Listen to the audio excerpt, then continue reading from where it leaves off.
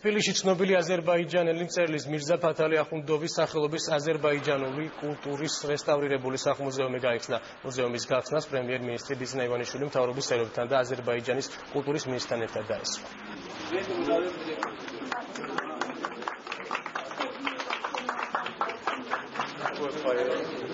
მირზა ფათალი ახუნდოვი გახლდათ ძალიან ცნობილი დრამატურგი, მწერალი, ფილოსოფოსი. მისი პიესა აკაკი გადათარგმნა პირველმა და დაიდგა ჩვენს თეატრშიც. ეს ძალიან სიმბოლურია ჩვენი მეგობრობის.